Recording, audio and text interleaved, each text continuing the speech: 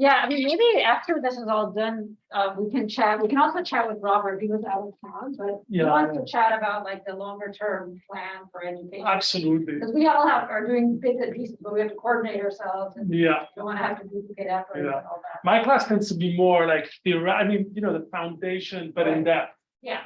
From how do you create sequences? What is wow. T1 versus T2 contrast? It's been a while. From there all the way up to group analysis, thresholding, but I never get into connectivity. Oh, Yeah. okay, yeah, you don't In have 10 time. weeks, I don't. Yeah, you don't have time. Well, I was gonna put together a class like that. I mean, I don't know if like it can be cross-posted or something. And I mean, It'd be great. yeah, we can try, or we can just do it workshop wise, whatever makes. I sense. love the idea of workshops because they're more flexible. Yeah, and it's not like you have to go every time. Exactly. And I'm happy to do all this hands-on stuff, and I'm very happy to do it. So for me, it's fun. So today is exclusively hands-on, and I don't have the time to sort of go into depth. Yeah, all we did was open up MATLAB and start showing them how to do stuff. That's right. That's right. Yeah, there's not enough time for theory. No, yeah, not in an hour and a half. I mean, I can barely do, The demo, yeah. yeah. In fact, I analyze the data so that they can just download it, don't have to launch it. That was very nice for you. Yeah, else we're not gonna. I gotta run, I'm gonna come back at 2:30. No worries. But thanks, let me know. Yeah. Wait, sorry, we're doing this all day. Actually, I do have Jason. Do you think you have? Because I usually have my mouse with me, and I brought the little thingy, but I apparently. I can get you a map. Do you have a what? A map. Can you plug it into? Yeah. the As USB long as port? it has a USB, Yeah, that's yeah. all I need. Thank you. Sorry, I forgot mine today. Smartly enough.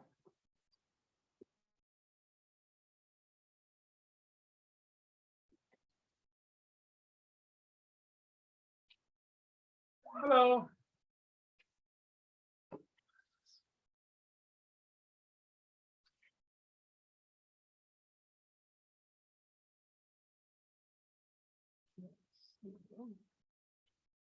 Oh, I'm sharing that with you.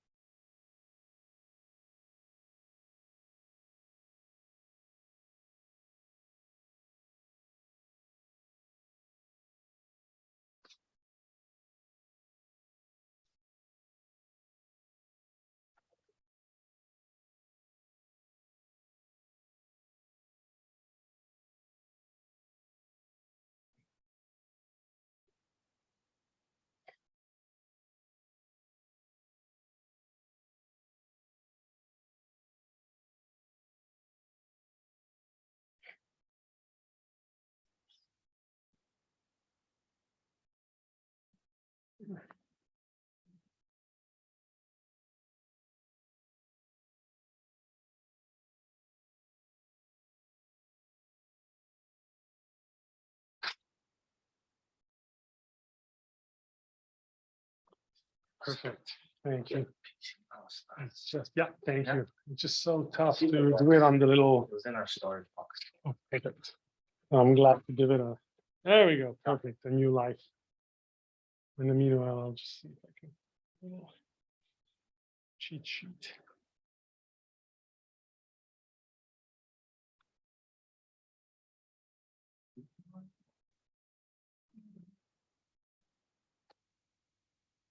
Yeah, so I think it's like for the one and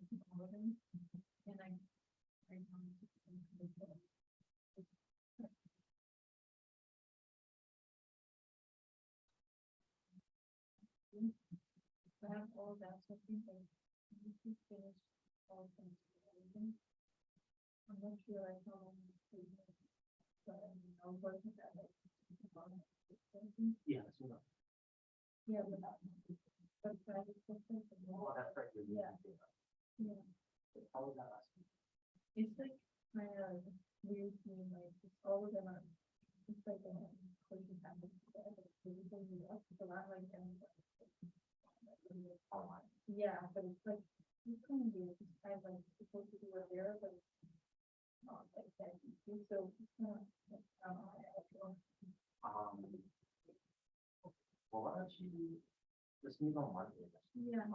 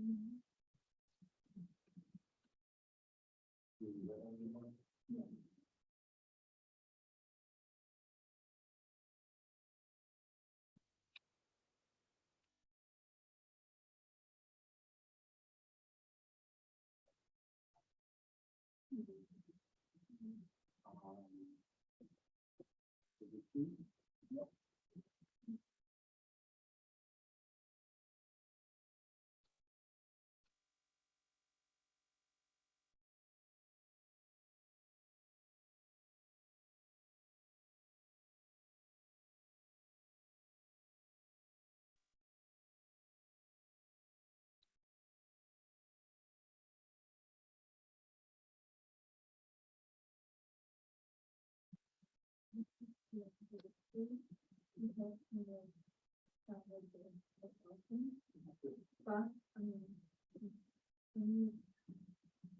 Kind of like hard. Oh, it's Yeah, a lot. the, So I, how much do you do? yeah. Like, what do you know? Also, I think it's this moment, but. Oh, Yeah, yeah, I can do this. Oh, you can understand the stuff in this. yeah. So it's.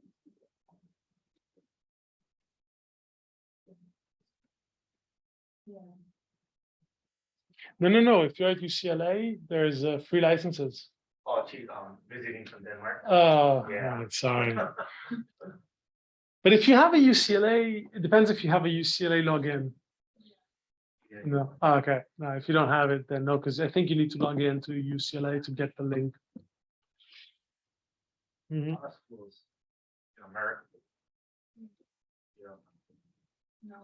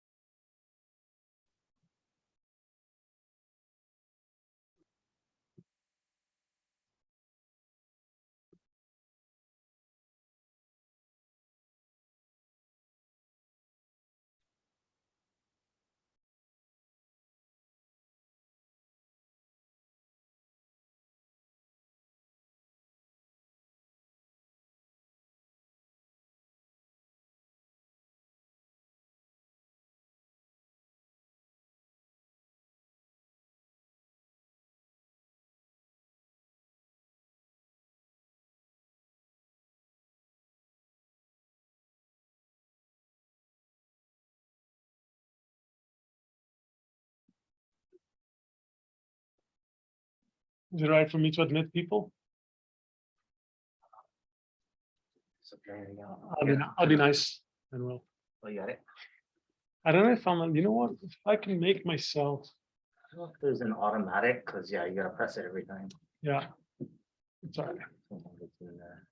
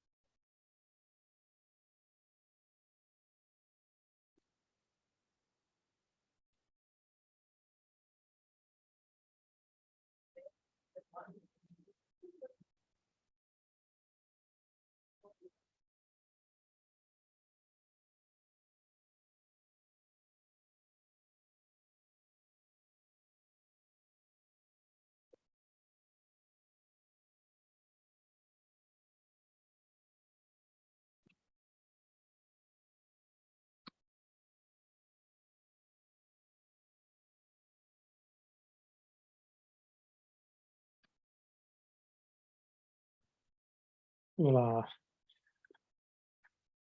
no, it's good. We got a lot of people joining. Just a lot of stuff that's happening at the same time.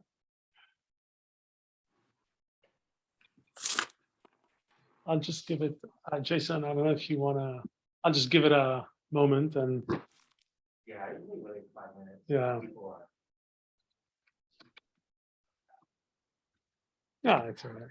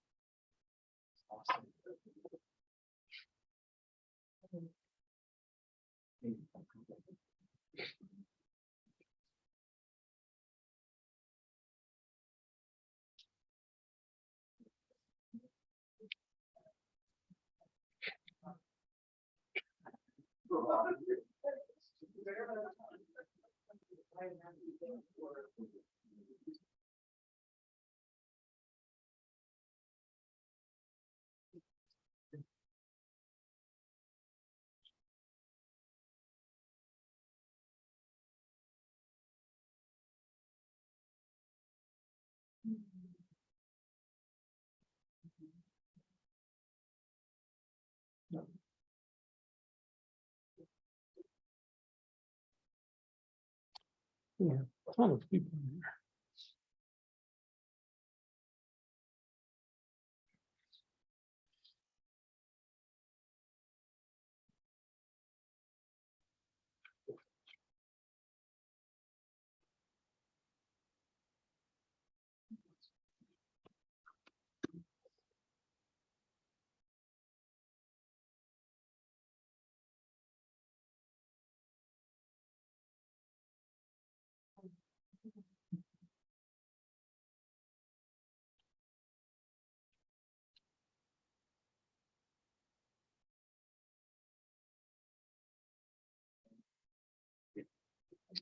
Um,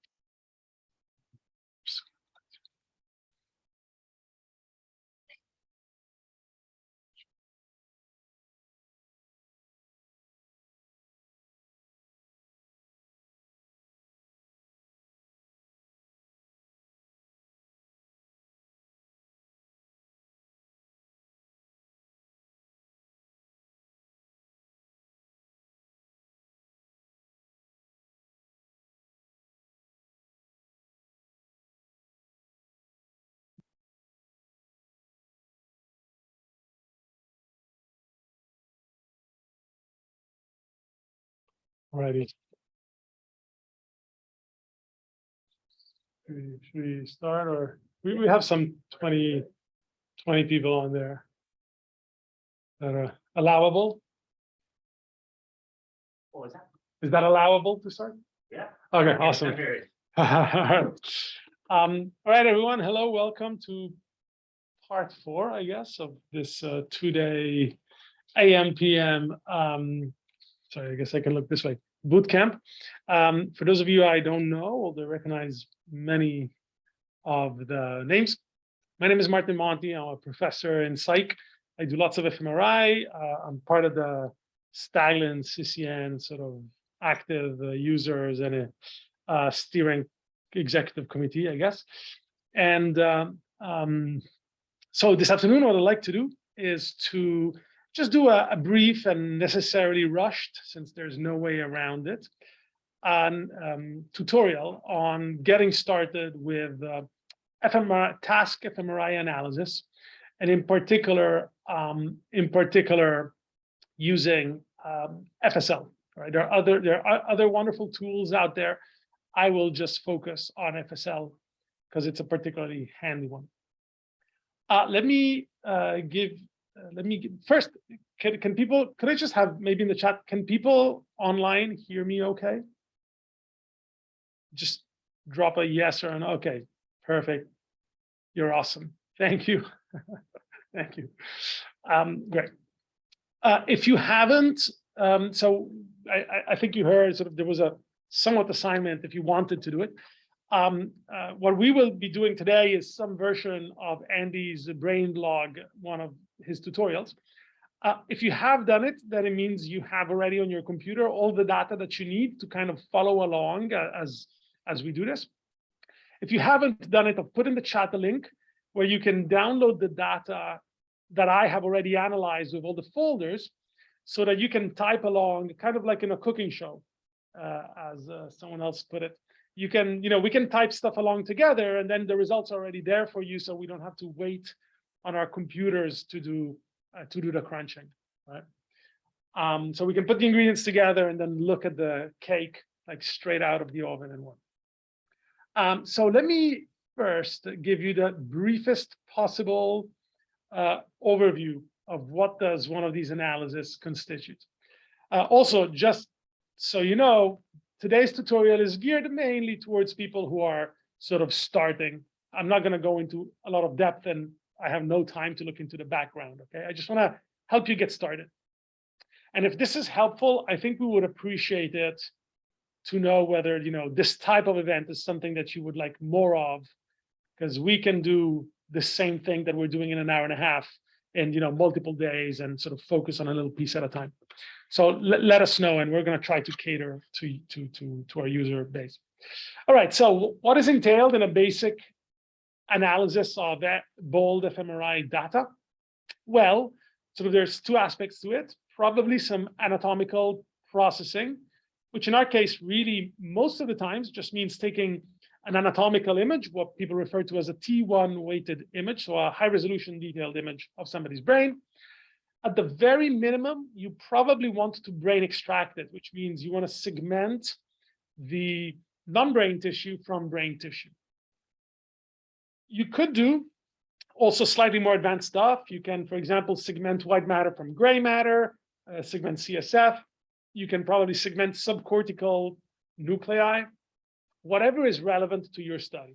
But I think at the minimum, definitely if you're using FSL, you need to do brain extraction, or skull stripping, as it is also known. Then we get into the functional data. So there are really three things plus a setup that you have to do.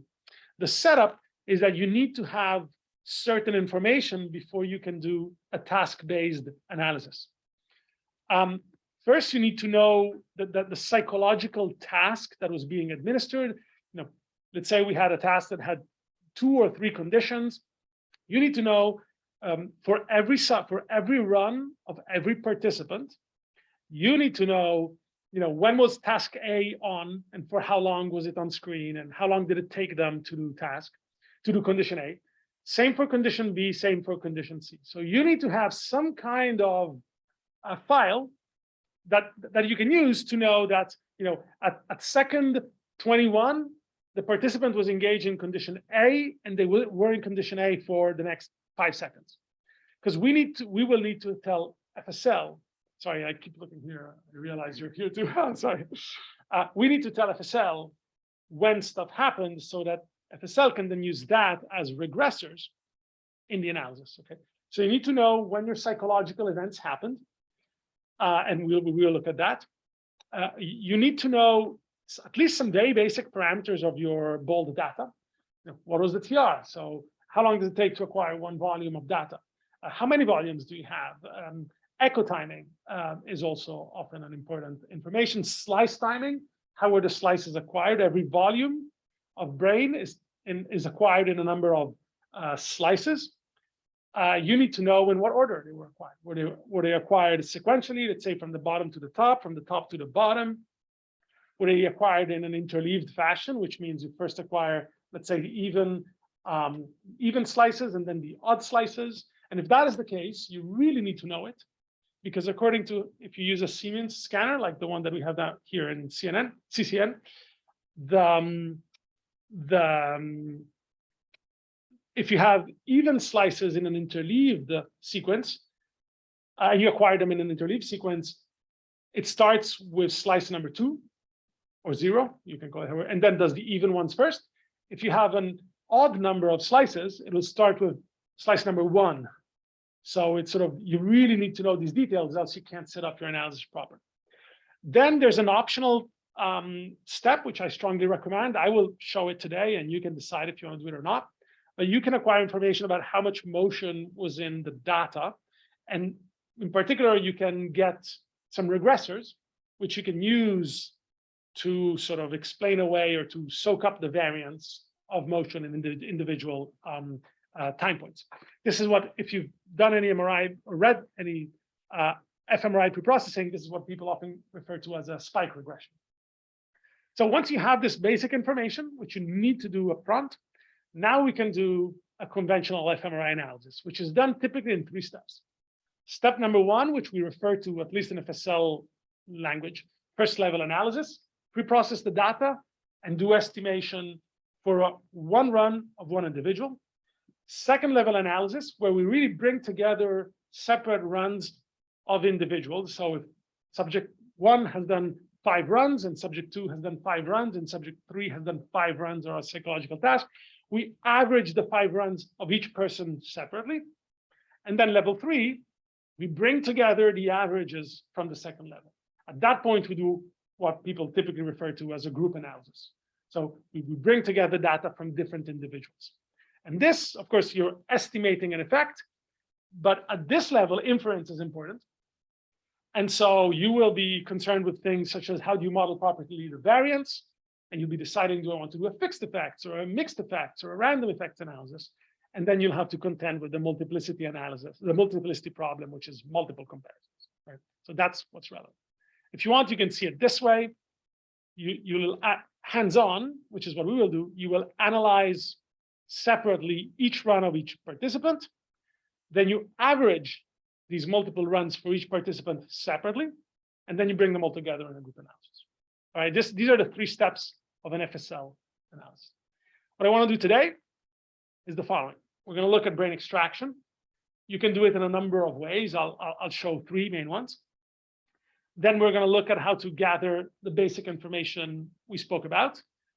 And then we're going to do a first level analysis. We will set one up at the GUI, and then I'll show you how you can script it. If you have downloaded the data from my folder, in there are some scripts that I will show that you can use as an example to create your own script, so you don't have to use the GUI for every run of every subject, which can be tedious. And then we'll set up a second level and a third level analysis. I'm hoping I have time to do all of this. We'll see. All right, so that's all I want to say in terms of getting you ready. Oh, someone else is here. There we go. Okay, let's dive straight into it. So if you've downloaded either the data from my folder or from the folder that is online, you should have something that looks kind of like this.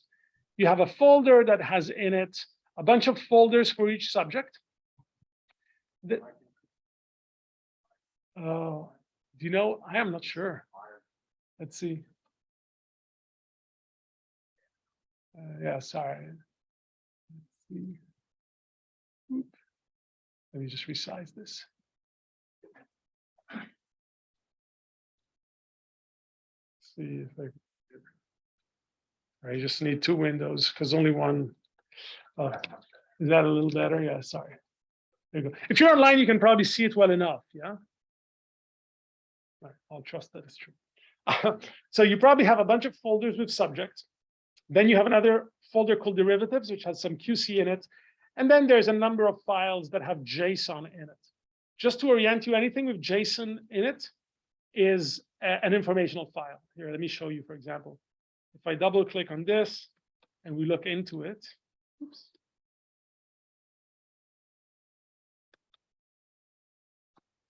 It tells you information. It tells you that that the repetition time for bold sequences is 2 seconds. The name of the task is something. It gives you a description of what the task was. It was acquired on a Siemens scanner. In fact, an Allegra with 3 Tesla. The acquisition was an EcoPlanner EPI, 2D, and then echo time is written right here, and here's the flip angle. So here you're getting some information that are very important, but we'll talk about this a little more later. Every subject has in it, here, let's go into sub 01. So by the way, this structure is also known as a BIDS structure. It's kind of a systematized and systematic way of organizing your data, extremely important. You need your data to be organized in a very systematic way, else you can't script your analysis. Okay? Everything needs to be the same for every participant. All folders need to look exactly the same. The only difference has to be the name of the run and the name of the participant. And I'll show you why this is important. So if you go into sub 1, so type cd sub 01, and you type list ls, in there we have 2 folders, one called anat, one called func. The anat folder, bring this a little up. The anat folder has in it the anatomical file. The functional folder has in it functional data. Okay. So let's start, as we said. So here, look, I can show you each folder. So bring this up a little bit. The anatomical folder for you, well, if you downloaded this data without my analysis, all you would have is this file right here, which is an anatomical file. It's the T1 weighted file. The functional should have in there 2 bold tasks, which are the functional data, and then 2 files called TSV that have in them the psychological events. And we'll look at all of this, but let's start with the anatomical data. And sorry, now I need to switch to this one. Sorry.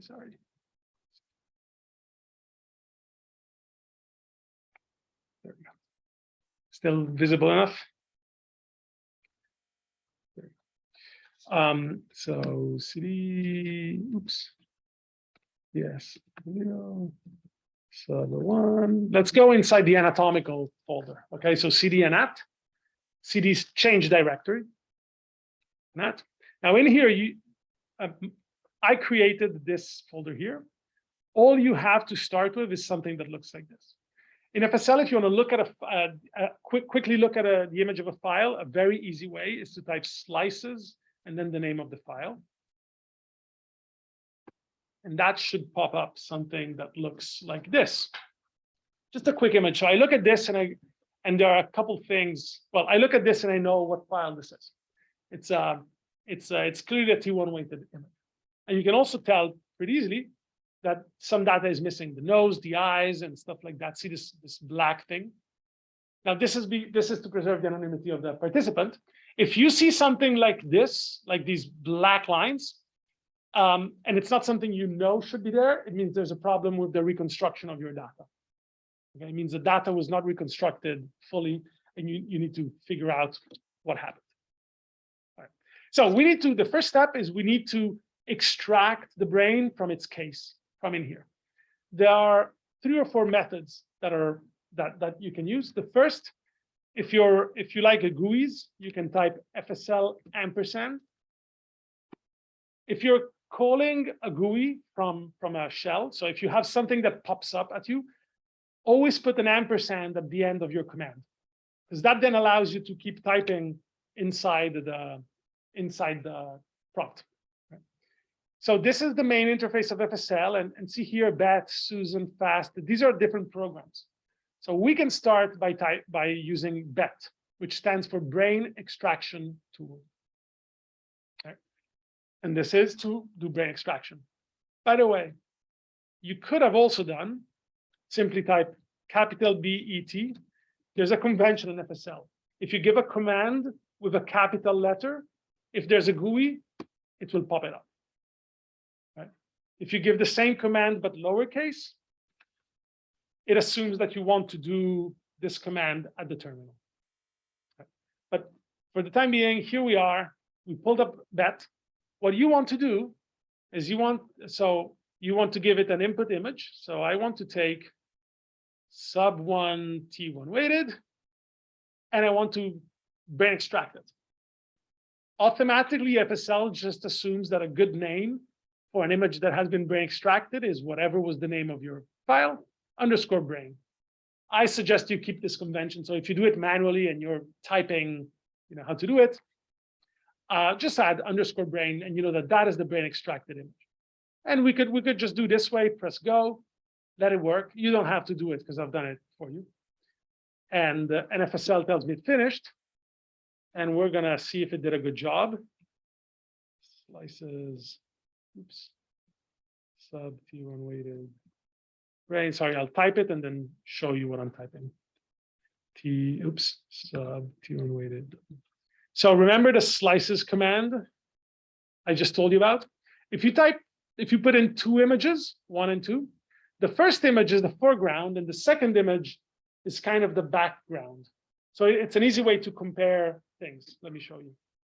Oops. So the gray image is the brain extracted image. And the background, those red lines, are the original file. So you can look at this and say, oh, wow, look, it did a pretty good job. It really extracted only the brain. Everything else, the head, etc., that's all gone. So we've done a successful brain extraction. Now, this is wonderful. It rarely works. If you have, this is a beautiful brain. If you're working with anything that is not healthy 21-year-old undergrads, it gets progressively hard to get this brain extraction to work. 2 tricks. Actually, 3 tricks. The first is that when you use BET, you specify, there's an option that allows you to specify the center of the brain. So when these extractions fail, the problem is that BET can't quite figure out where's the center of the brain. So you can open up in a viewer the structural image, find the center of the brain, and give that and tell FSL where it is. So here, let's do this. I'll do this quickly for you. FSL eyes, sub, weighted, oops. The real viewer for FSL is called FSL eyes. It's a bit clunky, but it works. Way too much. All right, so here's the brain. Now, as I said, the typical problem FSL, particularly if there's a lot of neck, FSL struggles. So I've just found out over, with time that typically the first third of the end of the first third of the corpus callosum, which is just about here at the top, is a good place to tell FSL, here's the center of the brain. And so I pick that coordinate, I read here 87, 156, 139, and then I tell that that's the sense. That's the center of the brain. And this works pretty well usually. Oops. That's the option. There we go. So what were the coordinates?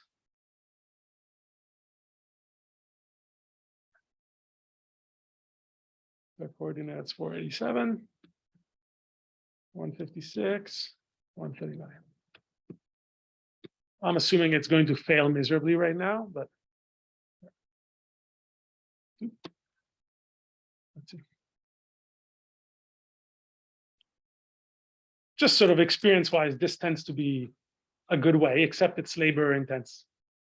Alrighty, let's do slices again. Here you go. And now we can use slices to see how well or poorly. See, it performs pretty well again. Oops. All right, so this is just the second way you can do it. If you like the command prompt, you can just type the command in on the prompt, bet, then input image, sub 1, and output image, sub 1, brain, and you press enter, and it does the same thing that the GUI does. Just you've typed it instead of opening up a GUI, right? Now, my favorite option is actually what is known as FSL ANAT. FSL ANAT is like a wrapper that it's you type one command, FSL ANAT -i image, this, and it will do tons of analysis on this. It will reduce the bias. If there's any bias in the image, it will reduce it. It will do brain extraction. It will crop the image. It will do subcortical and cortical segmentation. And it will calculate transformation from functional to MNI space, all in one command, in one really simple command, which is right here. Right? I suggest, usually I just do this. In fact, the first thing I do when I have a data set, I run FSL and AT on every brain, which does the brain extraction for me. Just to show you what goes in there. In fact, I can show it this way. It's probably easier. So let's do sub1 and AT. So FSL and AT creates this folder right here, .anat.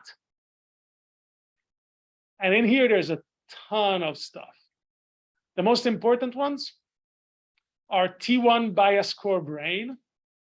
This is the brain extracted image. After sort of there's been a correction for bias, which means if there's any part of the brain that is particularly bright, it kind of it makes it a little darker. It homogenizes it, which reduces bias. And then in there, you can see here that. And then in here, if you dig a little bit deeper, there's see these PVE 0, 1, and 2. These are tissue segmentations. So here I can show you T1 bias core, and we want T1 fast PVE 1.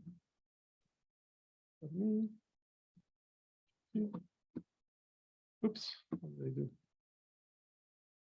T1 fast PVE.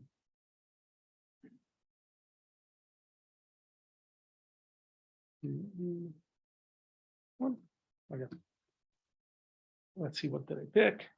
There we go. So this is looks like a gray matter segmentation.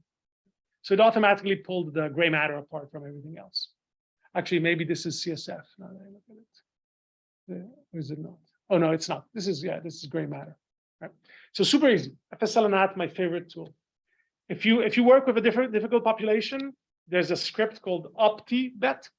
If you Google MontiLab OptiBet, you can download a script that helps with sort of difficult populations. Right. So thing number one, we've extracted the data, the brain. We've extracted the brain. Now let's go to our functional folder. So if you go to DS, the master sub1 func. Now if you go in there, you should probably have 4 files, which are the 4 files down here. 2 files that have in them the bold data, the brain data, and 2 files called TSV that have the timing in them. Okay. So here, for example, let's look at this one.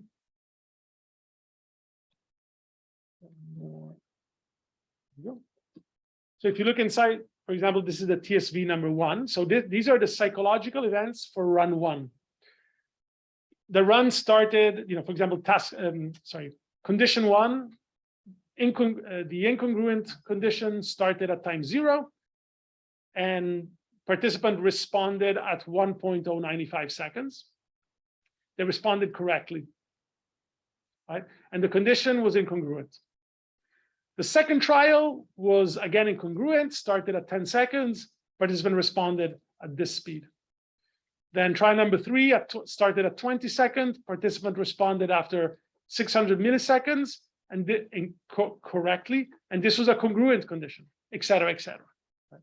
So here we have all the psychological data that we need. Remember, I told you the first thing you need to do is find a way, you need to tell FSL when the events started. Now, how do you tell FSL, here's condition 1, here's condition 2, here's condition 3?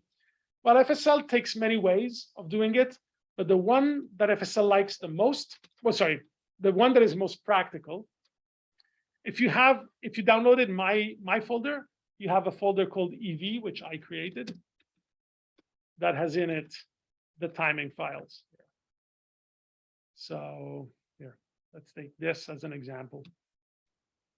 So I took that file that I just showed you that is still up here, and I turned it, into this, a file that has 3 columns.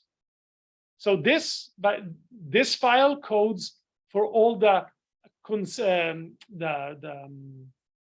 consistent trials of run 1 of subject 1. Okay. Trial 1 started at 20 seconds, lasted 591 milliseconds. Trial 2 started at 30 seconds, lasted 500. Trial 3, trial 4, trial 5. So the easiest way of telling FSL your psychological design is to use this 3-column format. The first column says in seconds, when did the task start? When did the trial start? The second column says, how long did it last? The third column is intensity. Unless you're varying the intensity of your stimulus, most of the times that number is 1. If you're doing a parametric design, you can encode it here. Okay. Now, so for every run of every participant, for every condition of every run of every participant, you need to create a file like this. Right? Alternatively, you can create a file that says a column that says 0, 0, 0, 0, 1, 1, 1. So what this file says is that in the first TR, nothing was happening. Sorry, the first volume, nothing was happening. Nothing was happening in the second, third, or fourth. Then this condition started in the 5th volume, lasted for also the 6th and the 7th, and then stopped in the 8th. The problem is that most designs today do not match the volume acquisition, so this is not a helpful way of doing it. My advice, most of the times, even for the simplest designs, this 3-column format is the easiest. How do you go from something like this to a 3-column design? Multiple ways.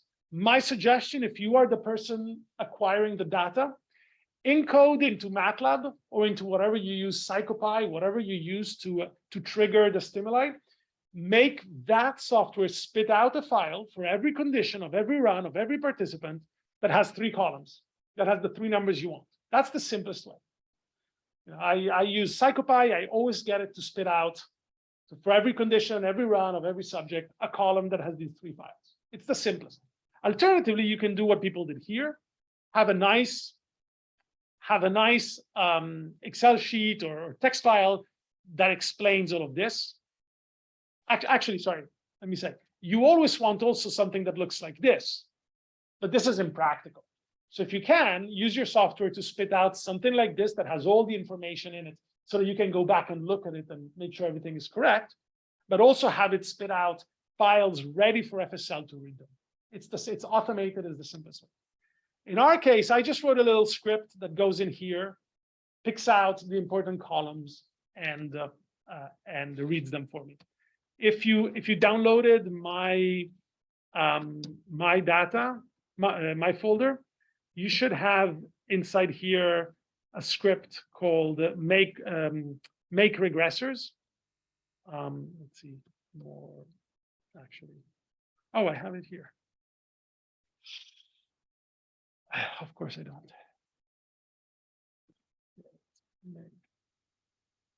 Regressors. So I wrote a little script that reads that file that you saw.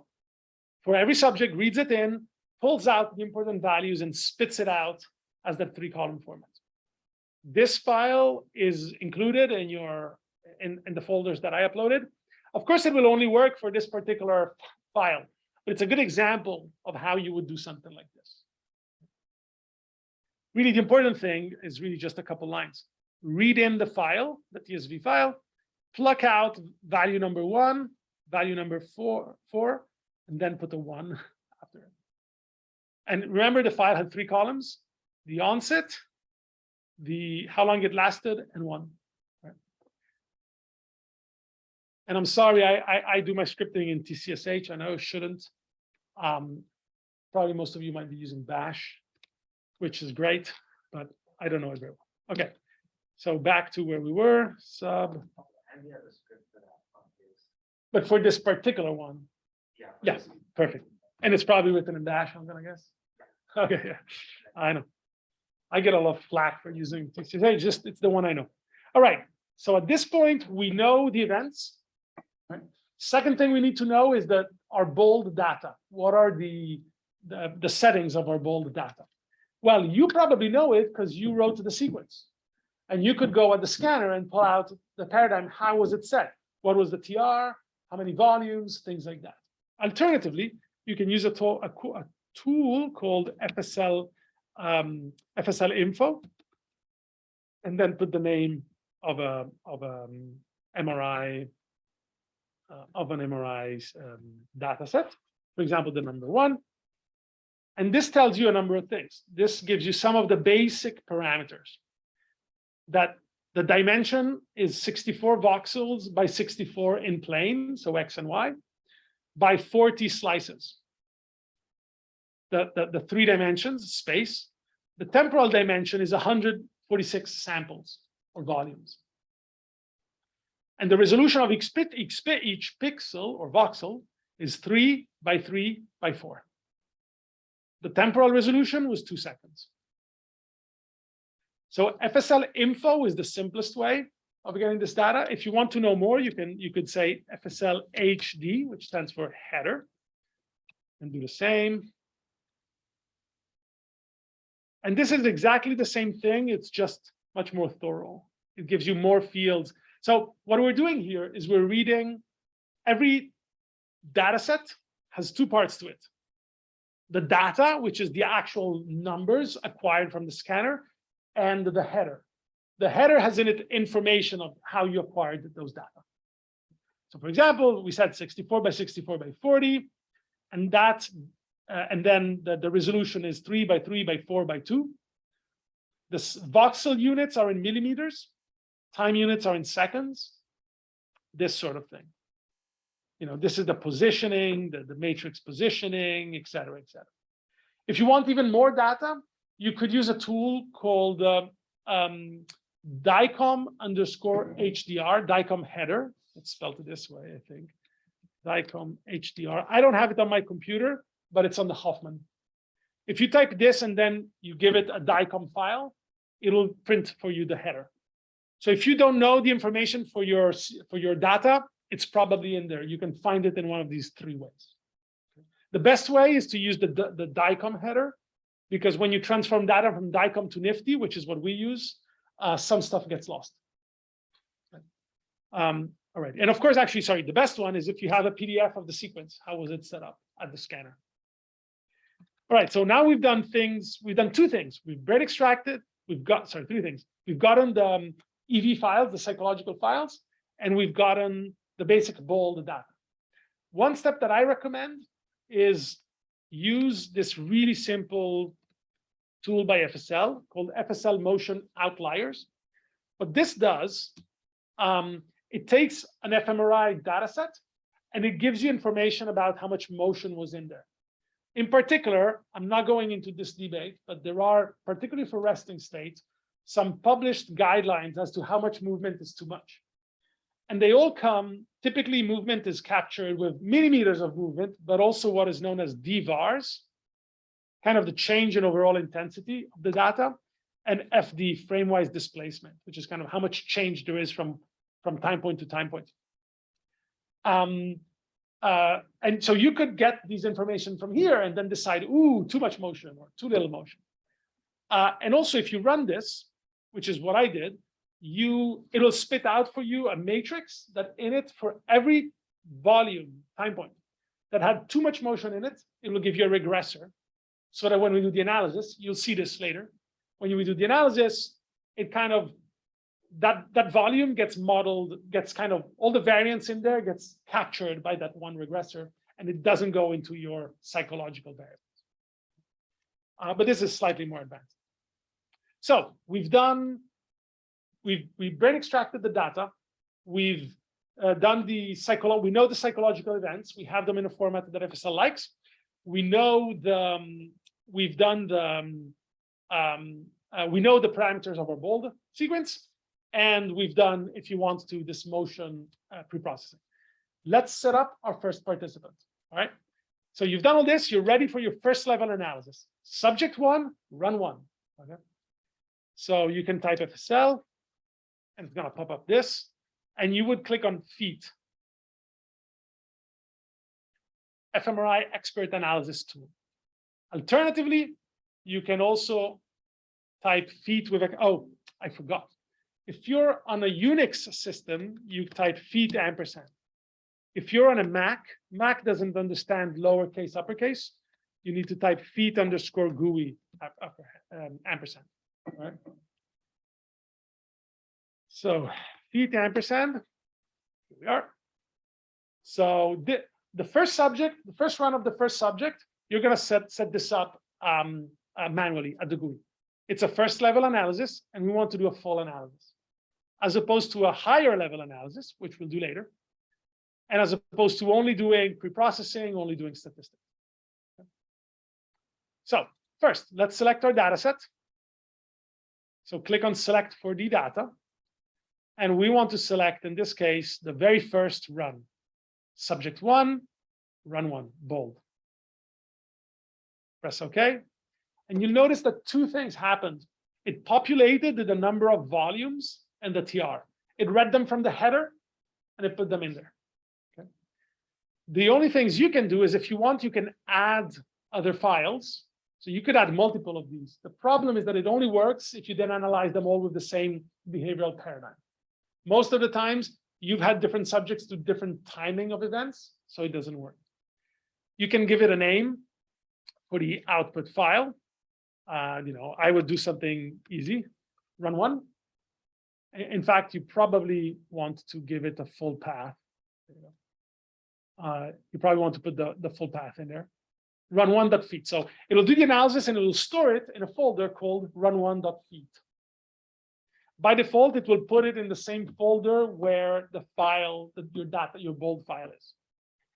If you need to remove a few subjects from if you need to remove a few volumes from the beginning of your analysis, you can do delete volumes, which means it'll cut the first, let's say, 2 volumes, and it'll start from it will start analyzing from volume 3 on. Be careful, because if you do this, your timing files need to start from volume 2. Just make sure that if you do this, you account for it in your timing, in your psychological timing files. If you want, you can set a high pass filter of a different, that is not 100 seconds. It's a little bit involved to explain it now. 100 or 128 usually works. It's just a way of getting rid of low frequency noise in fMRI. If you want to know more about that, take my class. Little plug, shameless. I'll tell you more than you ever wished. Okay, so we've set up, we've told it, here's my data, this is the output. We've checked the basic information. It'll check, it'll matches. I know the TR was 2. I know the total volumes was 146. Let's go on pre-stats. Here we need to tell FSL what's the pre-processing you want it to do. First, you definitely want to do motion correction. The only option is to not do it. Don't do that. Do motion correction. McFlirt is the name of the tool that does. MC stands for motion correction, functional linear something. Right? MC stands for motion correction. First thing, you want to do motion correction. Few people use B0 unwarping. This is if you collect a field, a distortion map, you can use it. It helps with the registration, nothing else. It doesn't affect your functional data. You can correct for slice timing correction. So this is where you would tell FSL, hey, my data were acquired bottom up, or top down, or interleave, or in some other order, which you can tell it by putting in a file. So you need to know this. Also, very important. It's very tough to figure out the sequence, the slice timing, if you don't know it from the scanner. It's something difficult to dig out of the headers. It's not in the nifty header. Sometimes it's in the DICOM header, but it's a bit of an exercise to figure it out. So you have to know this from the scanner. Sorry, my suggestion is when you set this, make sure you know it if you plan on using it. Right? In this case, we're not going to use it. It asks you if you want to do a bet brain extraction. This is of the functional. Do you want to brain extract the functional data, not the structural one that we already extracted? Do you want to take the functional data and remove the non-brain tissue? The reason for doing this is just to diminish the number of voxels that FSL has to do the motion correction on, analyze, do autocorrelation on, et cetera, right? So it speeds up the analysis. I mean, if you think of it, the brain is just the center of the image. There's all these voxels around it that are just noise. We don't need to analyze all of them. So FSL will automatically do a very, very conservative brain extraction. So it doesn't remove any of your brain, it just removes the non-brain. If anything, it keeps more than it should. Right? So I suggest you keep it, although of course you can. Spatial smoothing, also known as blurring, or just smoothing. This is really just, we're going to replace the value of each voxel with a weighted average of the voxel itself and its neighbors. Right? How many neighbors you bring into this average and to which degree it is coded by this number right here. Okay? It's a Gaussian kernel that has a width of 5 millimeters at its peak. Right? Sorry, at half of its peak. Again, it's a little bit involved. What you're saying here is by how much do you want to smooth your data? You can, there's a risk of under smoothing the data or over smoothing the data. FSL chose 5 millimeters as a happy medium. Look at what other people have done before you in your field. And more importantly, think about what's the size of the activations you expect to see. If you're looking at the amygdala, if you smooth by 7, 8 millimeters, you're going to smooth out all the effects of the amygdala because the amygdala is very small. If you're looking at all of dorsolateral prefrontal cortex, well, you don't need to smooth by 2 millimeters. You can smooth by much more. Right?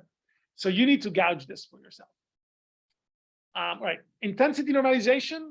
I'm not even going to tell you what it is. Don't ever do it. It comes from PET. We really don't need it. Don't do it. Perfusion subtraction is if, this is if you have pairs of tagged and non-tagged data. We don't use it in bold imaging, so it doesn't matter. And the high pass here just says, hey, FSL, remember to do the high pass filtering. That's it. By how much is it going to do high pass filtering? Well, you've told it here. Right? By clicking this button, you're just saying, remember to do it. Nothing. Now, if you want, you could also ask FSL to do a melodic ICA data exploration. Essentially, it takes the bold data and runs an ICA on it and then tells you, hey, here's all the components I've found. Sometimes it's a good way of finding noise in there. A lot of people use this for pre-processing. You find the noise components and you regress them out from your time series, but that's a whole different approach. I usually don't use it. It adds a lot of time to the computation, and I think you can do this separately. Right? But it's your call. It's your experiment. It's your call. You're the one who knows how you want to analyze the data. All right, so this is the bulk of the pre-processing. Then we're going to tell it, well, most of the times you want to do a group analysis. For doing a group analysis, you need to take, my brain is different than yours, different than yours. So we need to take the functional data and somehow from each of us and somehow squish it into a common box where I can squish all my unique individuals all kind of into the same box so I can then compare and average across people. That's what registration does. FSL does registration in 3 steps. You take, so you would click, you would enable main structural image. You select the brain extracted anatomical data. So for example, here I would select this one, or in my case, I usually go inside FSL Anat and select T1 bias core brain. Right, here you go. So now I've told FSL, hey, this is the participant's brain extracted data. So FSL will do the following. It'll take the functional data and it will try to fit it as well as possible to the subject's anatomical data. Then it'll take the anatomical data, it'll try to squish it and move it and turn it and shear it and expand it to fit as well as possible the standard box, which is, you can see it here, is known as the MNI, Montreal Neurological Institute 152 template space. And then it'll put together these two matrices. It'll take the results of the functional data and bring them into standard space. All right. One important thing, at this time, FSL is only calculating this matrix. It doesn't apply it to any of your data. FSL will transform data after the first level analysis. Other tools do it before. SPM, if I'm not corrected, will transform your first level functional time series into standard space, and then do the analysis. FSL will do the analysis, take the results, the stats, and then turn those into standard space. It is more efficient in terms of computational load. I don't know if the smoothing that is imposed by this changes the estimation in time series. Maybe. Who knows? There are various parameters you can play with. The most important one is this one. How many degrees of freedom and how are you going to do, how is FSL going to, how many ways does FSL have to move around the brain to fit it into another brain? 6 degrees of freedom means that FSL, all that it will do is rotate about 3 axes, 1, 2, 3, and move. And it'll try to do all of this to match the 2 brains. 12 degrees of freedom means you can do you can do the rotations and the translations. You can shear and you can expand and contract on each axis separate. Usually the standard is BBR, which is based on the boundaries for functional to structural, because the functional and structural data from the same person have similar boundaries. So have similar changes in intensity in the data. And then 12 degrees of freedom to go from structural to template space, okay, to the common box. You have the option of choosing a nonlinear transformation for the second step. It will help. My sense is that it adds a lot of weight, computational weight. If you're doing careful, looking at representation within cortical areas, maybe you want to do that. Your call if you want to add the step or not to the analysis. Great. So we've done pre-process. We've input our data. Good. Thank you. Good question. So here you have 3 options. No search. You could say no search. Now you would use this if the 2 brains are kind of almost aligned. You've acquired them in the same direction. They're oriented the same way, so they're almost aligned. So FSL does a really tiny search. Remember, what FSL is doing is taking one brain and it's gonna search by how much can I move it and turn it to get the best fit. No search means the 2 brains are virtually aligned, so you can do a little bit of refining, but don't move much. Normal search means that on each axis, it will accept 90 degrees rotations to fit the 2 brains. So maybe in the functional, you've taken slanted slices, oblique slices. So maybe the functional data kind of looks like this. The structural data instead looks straight. So FSL will have to take the functional data and rotate it back into the structural.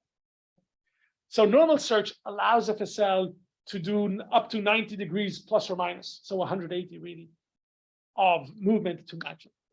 If the 2 images were acquired like backwards or sort of with respect to each other, you could click full search and it will go through the whole 360 of rotations on all axes to match it the best it can. Now, full search is great, except if your data is not great, it will sometimes take the bottom of the brain and think that it's the front and then pull stuff around. So be very careful. Always look at your registrations. It can do funky stuff. Sorry? Yes. So you have to. It is a bit of a trial and error process. Yeah. One thing that sometimes you will see registrations that are not great. Try playing with the 7 or 6 degrees of freedom. Sometimes it helps. There's a few other options here, like an expanded functional image. That's for another day. Not many people need it or use it. Okay, good. So we've told FSL, here's the data. Here's how I want you to process it. Here's how you will register it to the common space. Now we're going to do the stats. Okay. Now we need to tell FSL, how do you want it to do the analysis? Couple options. First, it asks you, do you want me to do pre-whitening? Now, this is involved. For those of you who remember some stats, the type of analysis that we're going to do based on a general linear model has certain assumptions to them, referred to as the Kolmogorov-Smirnov assumptions. One of them is that there isn't autocorrelation in the data. Else, the estimation is not the so-called blue estimation or best linear unbiased estimator. Pre-whitening is what tries to get rid of the autocorrelation. So you definitely want to use it. Okay? So this is on by default, and you probably want to keep it. Second, you can add to your X matrix motion parameters. Okay. And if you don't mind, I'm gonna circle back to this because it's easier to show it than to explain it. Typically, what you will want to do is you will want to do full model setup. And here you want to tell FSL, okay, here's what I got. I have one condition called consistent. Right? I try to always give names. It helps you figuring things out. Right? Condition 1 was consistent. I have a 3-column format file to tell you when it was happening. Oops. Oh, there you go. And here's my file. By the way, just in terms of keeping your folders clean, I always create a new folder called EV, and in there I keep my text within the events. So here it is, EV run 1 consistent. So I've told FSL this file will tell you when this condition was on and how long it lasted in each trial. Convolution, it's a convoluted issue, but you want to select double gamma. This is just saying you don't expect the brain when a condition starts to start processing right away. You expect the brain to the hemodynamic response to kind of slowly increase and then decrease in response to an event. The double gamma is just what shape does this increase and decrease have? Double gamma is a good one given the existing data. You can then leave the other two options in there, and I'll tell you something more about them in a second. Let's add our second EV. So the first is we have consistent trials, that was condition A. Then we have, congruent trials. Then we have incongruent trials, same thing. Custom file, three-column format. Let's tell it, where's the file that codes for that? Run 1, incongruent. There it is. Hemodynamic response, well, expected HRF double gamma. Let me take this one off so you can see the difference. Okay. And now what you can do is you can click on view design. And what it's showing here, sorry, I know this is small and I'm not sure that I can make it bigger. If I'm not even sure you move it. Yeah. Now this is, so on the vertical axis is time going down. And this is saying condition 1, nothing. Whoop, here's, here there was some congruent trials, then nothing, then more congruent trials, then nothing. Congruent trial, nothing, congruent trial. Yeah. So every time this is deflected to the right, it means that a congruent trial was happening. So this is just a depiction of the timing of events. So if you look at it vertically, the person did one incongruent trial, then pause, congruent trial, incongruent trial, then pause, congruent trial, pause, congruent trial, pause, incongruent, pause, congruent, pause, congruent, pause, incongruent, etc. Right? Each one of these is what people often refer to as regressors in a GLM regression. So this is what we have. Now let me add a few things. First, let's add the temporal derivative and view the design again. Now we have 4 regressors. The first and third are our congruent and incongruent events when they were on and off. The second and fourth are the derivative of those. The aim of the derivative is to sort of soak up some of the variance across people in their hemodynamic response function. So that's why we typically have a temporal derivative in there. It's the first derivative. It's the first derivative of the red line. Now, yeah, okay. I'll get back to this in just a second. I'm going to keep this here. Okay, so now we've told FSL, here's when task A happened, the congruent trials. Here's when task B happened, incongruent. Now I want to tell FSL, well, what are you going to do about it? And we're going to do 4 contrasts. So you can type 4 in contrast. And here's what I want. I want to see an image of all the voxels that correlate with the onsets and offsets of the congruent trials. Okay. So contrast 1 is the congruent contrast. Put 1 under EV1 and 0 under EV2. Remember, the EVs are the things we just said. The first EV coded for all the congruent trials, the second coded for the incongruent trials. So in contrast, what I'm saying is take all the congruent trials and show me the average of those. Forget EV2, or in other words, forget the incongruent trials. Then my second contrast will be a 0-1 contrast, which means forget the congruent ones, show me only the average of all the incongruent trials. I'm getting the average, like the main effect, right? But also what I want to do is I want to know what was special about the congruent trials compared to the incongruent trials. So this is a +1 -1 contrast. Take EV1, subtract from it EV2, tell me what remains. And of course, I also want the opposite. I want the incongruent. What is special about the incongruent trials compared to the congruent ones? So take the average of all of EV2, i.e. the incongruent ones, and subtract from them the average of the congruent ones. What's special about incongruent ones, right? So we have 4 contrasts, and we're all set up. So now if you click on View Design, you will see not only your design, but down here you'll see the contrasts. The first contrast, congruent, says, hey, show me the average of what happened when this was on. The second contrast, this one right here, show me the average of what happened when this was on. Third contrast, this minus this, so congruent minus incongruent. Fourth contrast, incongruent minus congruent. All right? I'm going to keep this right here. And you can press on done, and it'll show you this thing again. Now, remember when I told you, hey, if you want, you can get the motion information. When did motion happen? Well, you can add that information to your analysis. So if you click on additional compound EVs, you can select them. And we can add in here the file that FSL motion outliers created. Remember I told you you can use FSL motion outliers for it to tell you how much motion happened and for it to create a map, a matrix that tells you when there were motion outliers. It's right here. I called it EV run 1 outliers. Let me show you what happened. Okay. So there you go. So full model set up, done. There we go.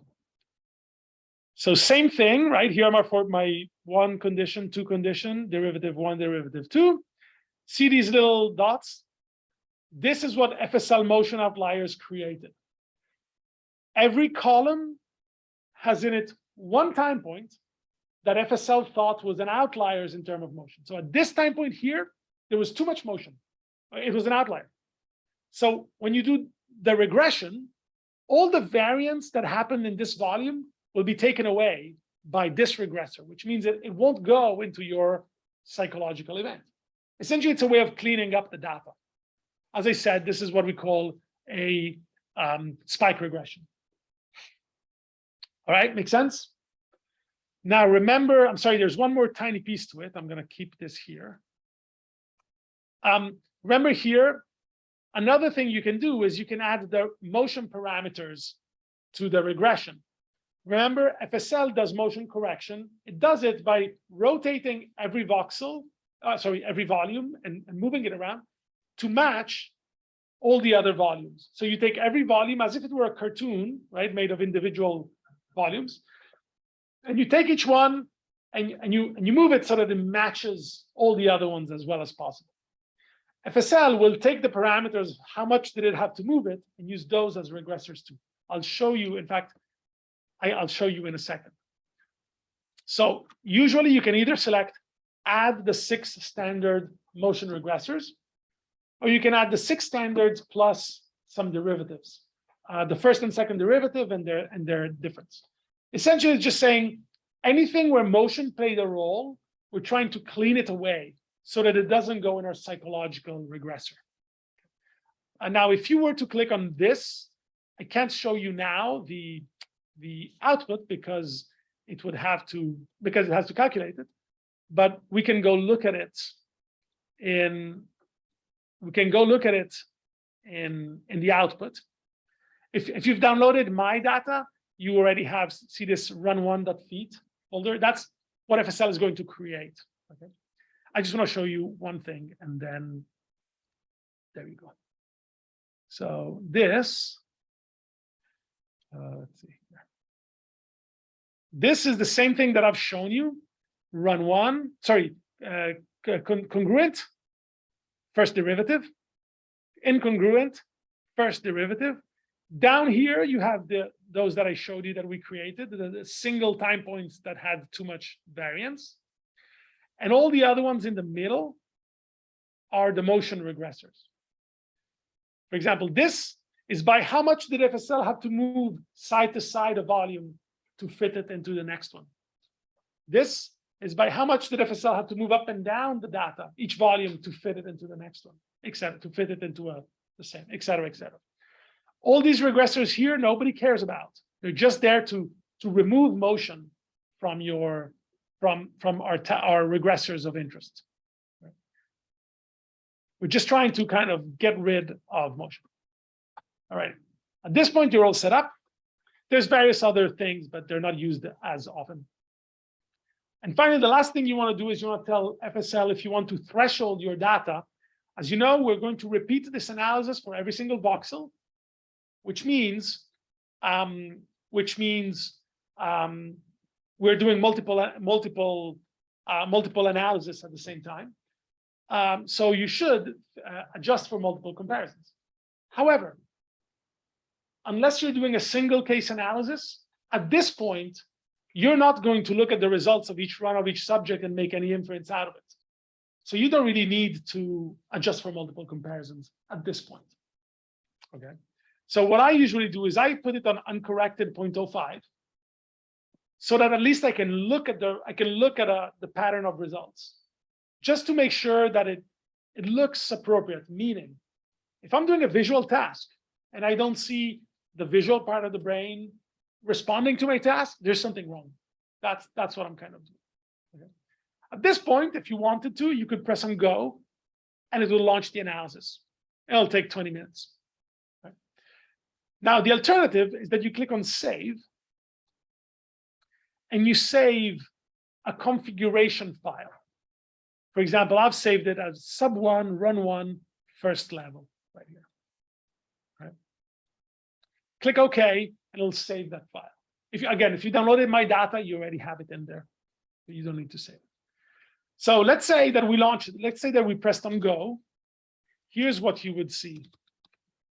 FSL will pull up will pull up a file that will pull up a browser with this. And in fact, it pulls it up right away. So while FSL is cranking, it kind of updates this page. And here it gives you the results of what you've been doing. Okay? So the first page gives you the registration. And here you can look at it and say, let me see, was the registration good? Right here you can see the functional data into standard space. It's written here. Registration of fMRI to standard space. If it matches, good, you're in luck. You've done well. Right? If it doesn't match, you need to go back and fix the registration. This is how the functional matched the structural. And this is how the structural matched the functional. It's the same image. And this is how well did the structural fit into the standard space. So you can look at this and then this, and you can tell if the problem, if there's a mismatch, you need to know if the mismatch happened between functional and structural or between structural and MNI. And then you can try to fix it. So usually I look at this and I just make sure it looks good enough. Then you can look at prestats. And what it gives you is a summary of how much motion was in there. Really, the key one is the bottom one. The bottom one tells you, starting from the first time point, how much motion in millimeters was there. Okay, so this is a pretty good subject. I mean, well, up to here, up to voxel, up to time point 140, this was a pretty good subject. Moved the, in fact, yeah, moved the no more than a quarter of a millimeter, which is pretty good. Okay. Then there was kind of a, a relatively big motion up here, close to 1 millimeter. Of course, our voxels are 3 by 3 by 4. So this means that after the motion, a third of your voxel, well, close to a third of your voxel has in it different neurons than those that it started with before the motion. Okay, so that's why motion is such a big deal. Then you can look at the stats, and really all it gives you is the matrix that you've seen before. You can make sure that everything looks right. This is a matrix of variance, of correlation between every row and column is a regressor, and this tells you how much they're correlated. See, for example, see this in the middle? Well, all the motion regressors are very correlated between each other, of course, because if you move, you rarely move only in one direction. You're moving in multiple directions and in rotation. What you want to make sure here is that the first few are dark. The first few are the correlation between tasks and between task and motion. If there's a big correlation between task and motion, it's a problem. Because you'll never be able to tell if any results you get is due to the task or to the motion. Then you can get the post stats. And this tells you, you can look at it, and this is kind of the results. Of course, it's not corrected for multiple comparisons. So you're not going to use this for any inference. When I look at it, this is a visual task. I see some activations here in the posterior part of the brain and in part of the sort of the executive network. So this looks vaguely right to me. If I see a brain completely empty, then I'm worried. Yeah. I mean, maybe it's just that the threshold is set too high or something like that. But at this stage, all you're doing is, does this look reasonable? Yeah, kind of. That's about it. Right? And if you want, you have a log that tells you, these are all the commands that FSL did for the analysis. You can copy and paste this and then change it and write a script. Well, congratulations. You've just finished your first level analysis. That was fun, except it took way too long. Let me do this. I'm just going to skip on the scripting because it's involved, but I promise I'll have a session only on scripting analysis, because my suggestion to you is you set up a subject the way we did, and then you create a script that takes this analysis and duplicate it for every run of every other subject. Okay? Essentially, you're doing Control H if you're a Windows user, or Apple H if you want to do a replace in a file. Is that Apple H or something like that? Apple replace. You don't have that in the Mac. Like in a Word document, if you want to replace every. Yeah, right. That's what you have to do. There are a million ways of doing it. I can show you how to do it scripting, which is the best. My suggestion: set up the first one, script everybody else.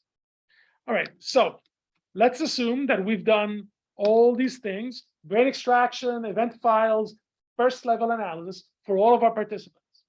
Okay. Right here. So in fact here, ls sub func run feet minus d. See, all of my subjects have in them run1 and run2.feet. Okay. Now what you should do is you should aggregate, you should average run1 and run2 for subject 1, then run1 and run2 for subject 2, then run1 and run2 for subject 3, 4, 5, 6 separately. Okay.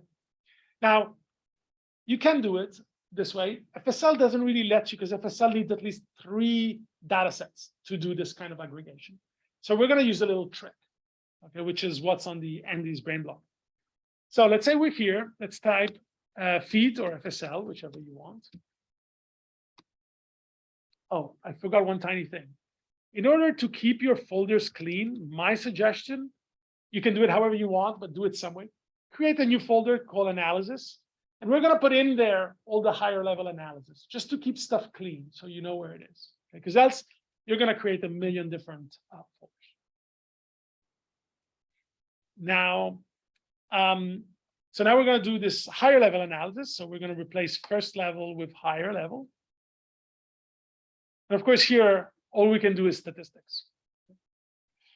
Now, so what we're going to do essentially, we're going to cheat. Instead of doing a separate second level for every subject, I'm going to do them all in one shot. But it's not a group analysis. I'm just going in one interface, I'm going to aggregate subject 1, run 1 and 2, subject 2, 1 and 2, subject 3, 1 and 2, etc. Okay. So how many runs do we have? We have 26 by 2, that's 52, right? We have 52 runs. Sorry, we have 52 inputs. So we're going to input here, run 1 of subject 1, then run 2 of subject 1, run 1 of subject 2, run 2 of subject 2, run 1 of subject 3, blah, blah, blah, blah, blah. It's very tedious. You can click here, sub 1, func, run 1. Okay. And you can keep doing this for every person. It's extremely tedious. My suggestion is you click on paste. It opens this paste window. And then you just get the list of feet folders from the terminal. So we're going to do it this way. We'll do. Oh crap! Sorry, I made this to be a little smaller. There you go. So here's the list of all the folders that I have. See, for every subject, I have 1 and 2. Just highlight it. There you go. And paste it in here. It's important that you give it the full path, okay? Click OK. And now you should see them all inside your selection, input selection. Click OK. FSL is going to think it over a little bit. I'll show you why.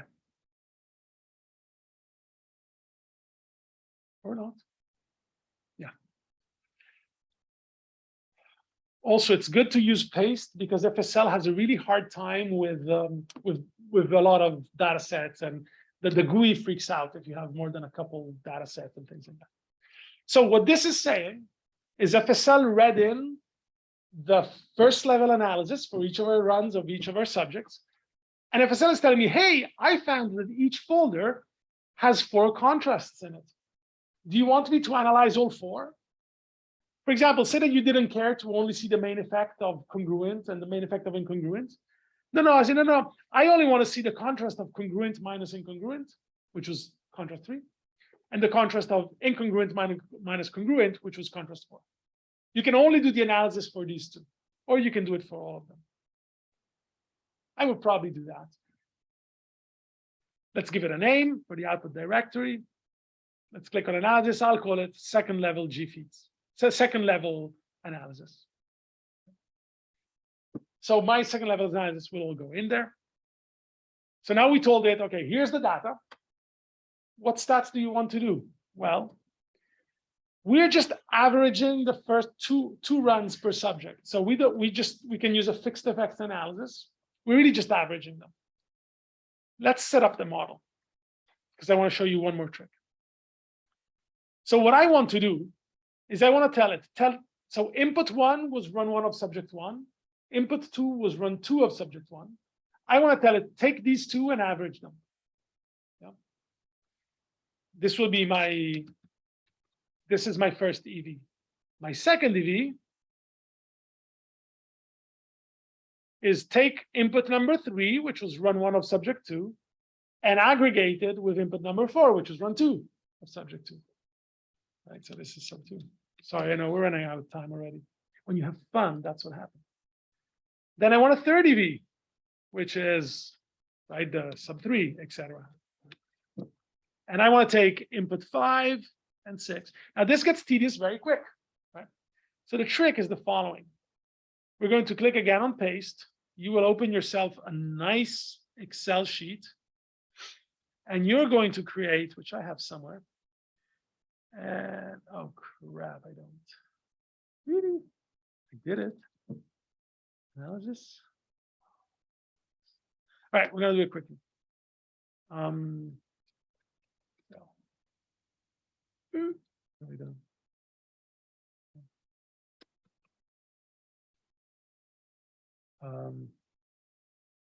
So there we go. So we're going to create, let's see, 5. So we have 52 inputs. And we have 26 subjects, right?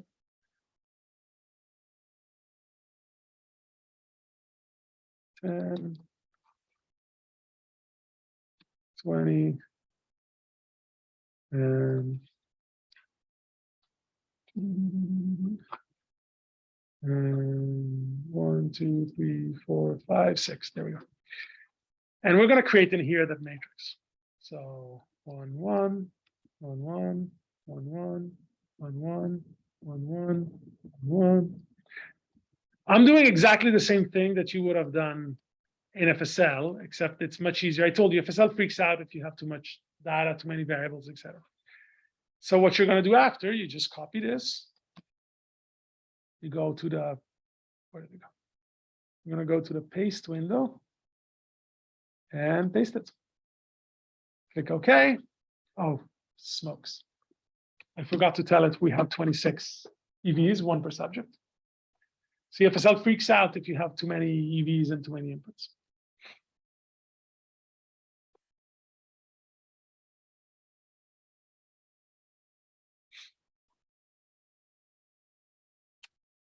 Come on, come on, come on. Yep.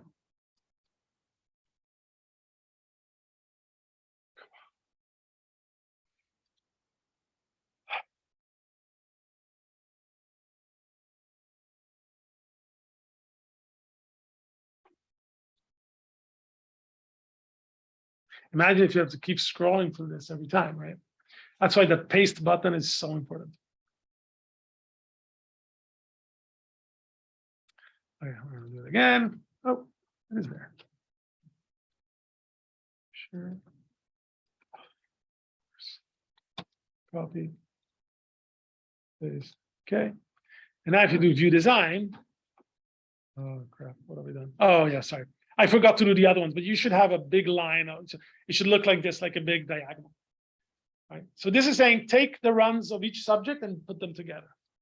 What's the output that you want? Well, you want one contrast per participant. Same as before.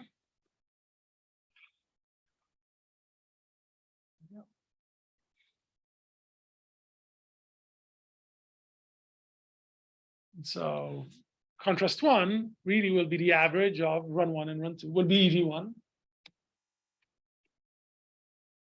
Come on, FSL, we're on a schedule here. Okay. There you go. Oops. So there you go. So contrast 1 really is just sub 1. Take the average and show me EV1. What was EV1? It was the average of run 1 and run 2 for subject 1. Then we're going to do sub 2. And that will be show me EV2. What was EV2? The average of run 1 and run 2 for subject 2, et cetera, et cetera. So here you're going to end up having, again, sort of a diagonal of ones. So now we've told FSL what we want. Sorry, I'm going to do X just so it freaks out a little less. So we've set up our model. And then we're back to the statistics.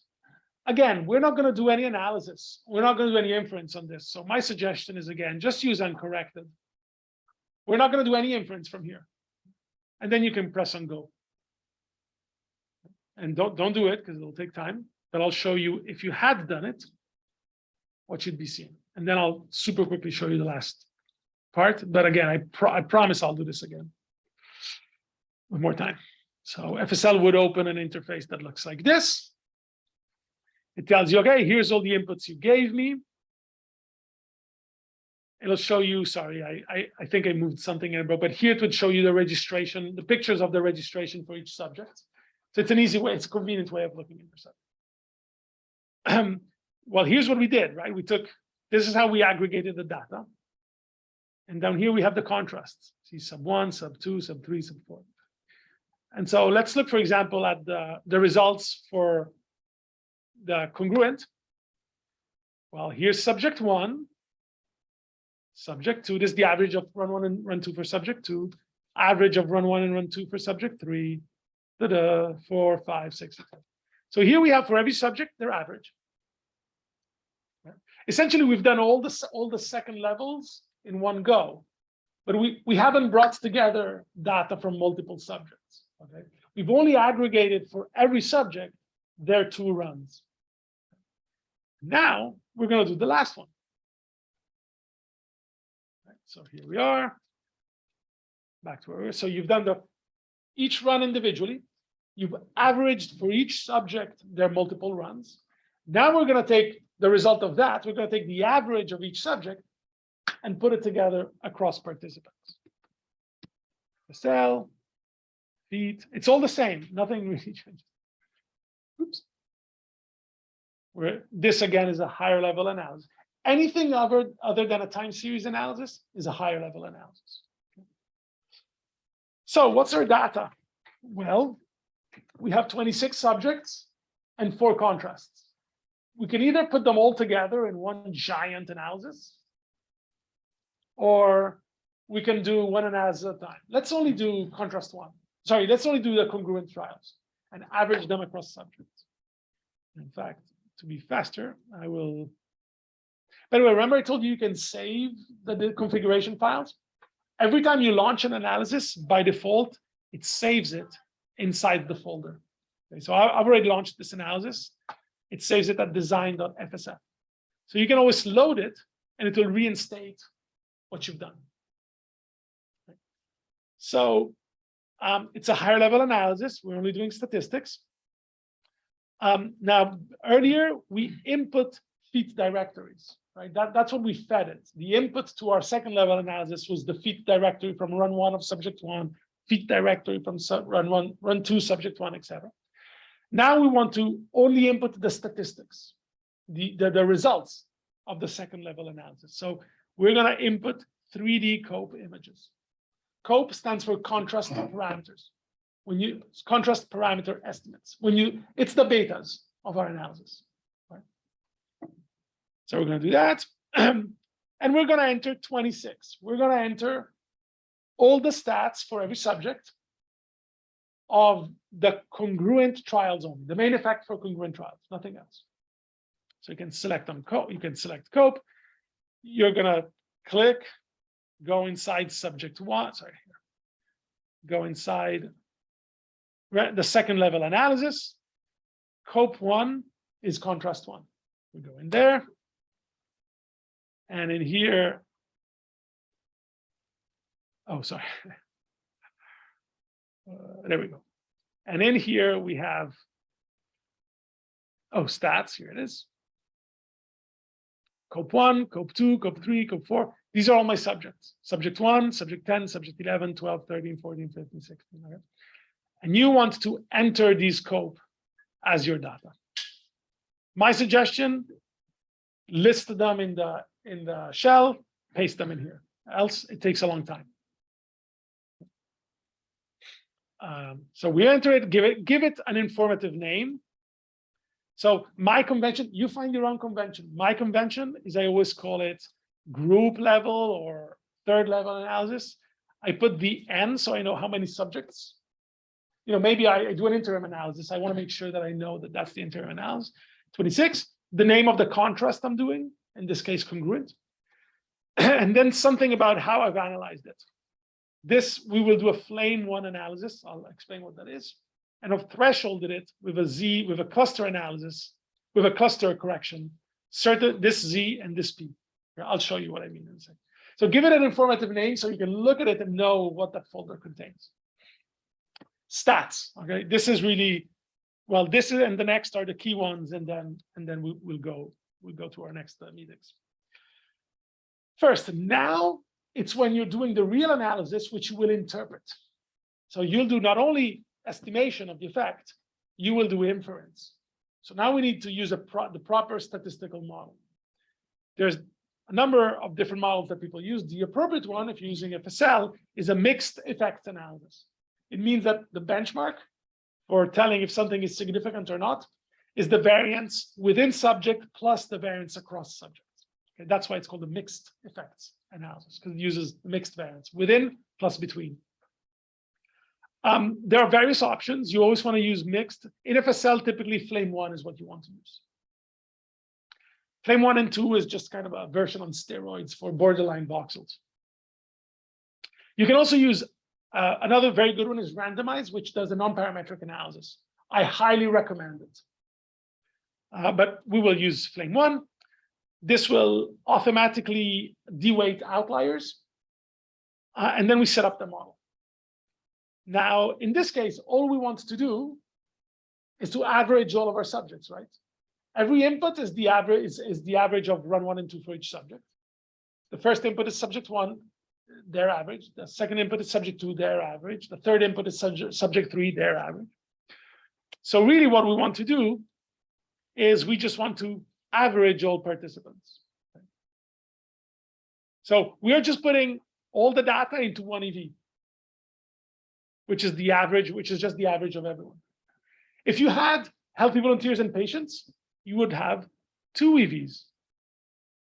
Here you would mark all the healthy volunteers. Here you would mark all the patients. In our case, we only have 1. So the contrast is really just 1. Show me the average. Show me the result of that average.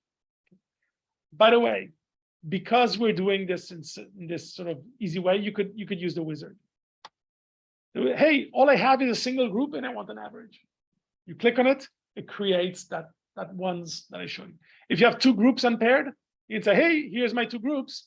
Group 1 is 10, the remaining are group 2, and we'll create the matrix for you. Okay, so we've set this up. The last thing you have to bang your head against. Now, because we're doing inference, we need to account for the fact that we are analyzing, 300,000 voxels or something like that. More problem. So we need to correct for multiple comparisons. There's many ways of doing that. You can do it at the voxel level, also known as the Bonferroni analysis. Extremely conservative. The hypothesis for Bonferroni are probably not met, so not many people use it. Most people in FSL use a cluster correction. I would say that if you're using this, the values of a Z threshold of 3.1 and a p-value of 0.05 are those that the field agree will minimize, will have under control your alpha, your proportion of type 1 errors. One small note, if you only cared about doing this analysis, let's say in dorsolateral prefrontal cortex, see this pre-threshold masking? You could click on it, select a mask that only has dorsolateral prefrontal cortex. And now what it will do is it will only analyze that part of the brain. The advantage is that you don't have to correct for all the other voxels that you don't use. So one thing you could do is you could have a mask that doesn't have the CSF in it. Why are we correcting our analysis for all the voxels in the cerebrospinal fluid? Because that we don't want to analyze them. So you could do that. Or maybe you can limit it to only cortex or only the subcortical areas, whichever you want. Right? And at this point, again, you would press go. And the last thing I'll do is show you the outcome of this. This is going to take time. If you have the luxury of choosing, randomize is a tough one, meaning it's fairly stringent. But then you can select threshold-free cluster enhancing, which is something that where you don't have to decide how big is the cluster you expect to see. It'll figure it out for you. It's a non-parametric approach. It's really great, but of course, like all non-parametric approaches, it tends to be conservative, particularly if the assumptions are met. If the assumptions are not met, then it's the only valid one. So your choice. So if you had done all this, FSL would pop out at you the usual browser. So Firefox, third level, report. There we go. So here it is, my inputs. I like checking my inputs. I like looking at them to make sure that what I've done is correct. It won't show you the registration summaries because those are the lower level, are the second level. But it'll show you the results. This is my matrix, right? I just averaged everybody. Click on the results. Boom, here it is. This is the result after multiple comparisons correction for congruent trials. This is the main effect of congruent trials. FSL is pretty friendly. It gives you here, in all the browsers, it gives you the language. it tells you what it did. You can copy and paste this into your paper. So this is the appropriate language of what you've done for this kind of analysis. If you go one step back, it'll tell you fMRI data, we're carrying that with feet, using Flame, stage 1 with automatic outlier detection. Pretty helpful stuff. Now, if you click on it, it'll also show you the list of main clusters and the local activations. You can use this to then look in an atlas and say, oh, my activation were in Broca's area, or this other area, or that other area. Oh, 1 hour and a half, and we've done tons of stuff. I want to say that if the rest of the executive committee, the rest of the analysis core people like that idea, and if people want to hear more about this, I would gladly kind of do multiple sessions where we only do the first level analysis, maybe we only do scripting, maybe we only do the second level, etc., the higher levels. But hopefully this was helpful. Also, for all the people connected and the people here, we're doing this for you. So if you tell us what would help, where you're finding difficulties, we have an analysis core whose job is to help you, also is to help train you. And if you're having a difficulty, other people are having it too. So email us, and it'll help us better serve our community, and better get everybody on board and kind of ready to go with these things. All right. All right. Thank you, everyone. Also, thank you. And thank you, everyone. Sorry for the slight extra time, but when stuff is fun, that's what happens. And it is a lot. Yes, I do a whole. By the way, you've seen I have a class. It tends to get over enrolled after the first week. But I give it every year. It's more geared towards understanding the theory behind it. So we'll go into excruciating details about how to create sequences, what's a T1 weighted sequence, why is it a T1 weighted sequence, et cetera, but also excruciating detail about analysis, pre-processing for resting state, stuff like that. Okay. If people want to enroll, up to 20, I'm happy to enroll you. People who want to audit, secondary to me having too many people enrolled, you're always welcome to come audit. All right. Shoot me an email if you want, and I'll keep you posted. All right, everyone. Okay, thank you. I've read the message. Thank you. Bye, everyone.